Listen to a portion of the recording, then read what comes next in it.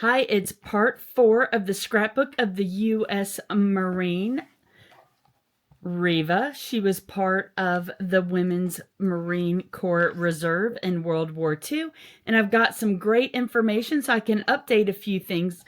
I have gotten a hold of her family, and they are wonderful. They have no idea how this scrapbook ended up in Horse Pasture, Virginia, in a small antique store. But they were able to give me a little insight on her.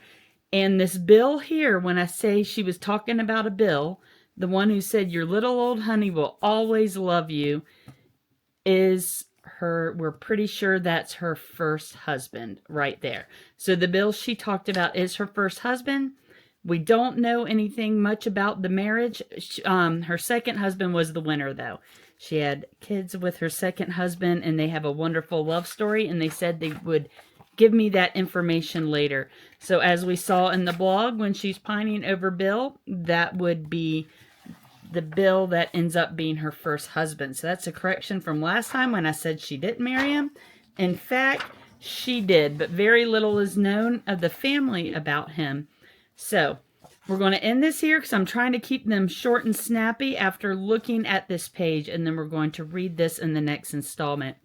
So let me zoom in here. Here she is. She wrote May 30th, 1943. She smiles as she sags in the arms with 3 vaccination shots, and that is something that my dad would always say. When it came to vaccinations in the Vietnam War, you really didn't question it. You lined up and you got your vaccinations. So he would always talk about that if people wouldn't get vaccinations. He's like, I don't understand it because I just got whatever I was supposed to get. It says, the waves are doing a bit of studying in the background.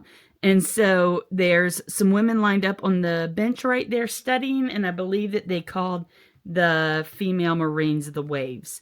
Also, her daughter said that there was another name for them, which would be the BAMs, but I'm not going to quote what that was. So if somebody knows what that is, you can leave it in the comments. They're doing a bit of studying in the background. This was taken in boot camp in Hunter College, New York, New York. And then we've got a few letters that I'll save for the next one, so we'll just go ahead and read this little snippet. It says, Miss Reva Wolford, daughter of Mr. and Mrs. H.F. Wolford of Batesville, left yesterday for New York City, where she will enter Hunter College for basic training in the United States Marines. Miss Wolford has been visiting in Batesville for several weeks with her parents. Now, this may be a good time to tell you the story that her daughter told me. She actually didn't set out to join the Marines on her own. She went with her friend because her friend wanted to join and her friend wanted the support. And when her friend went in to meet with the recruiter, she was talked into meeting with the recruiter as well.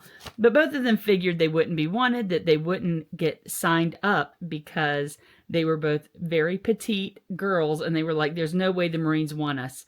Well, at the end, she met back up with her friend, and her friend said, yep, you were right. The Marines didn't want us. And she goes, oh, well, I ended up meeting with the recruiter and signing up. So she went to support her friend, and then her future changed right there when she signed up for the Marines.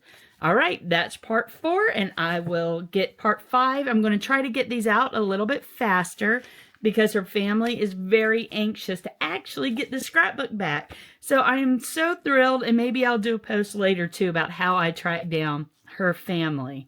And I just think it's a convoluted story of a whole lot of Googling, but I'm really excited that I found them. So hey guys, part 5 coming up soon.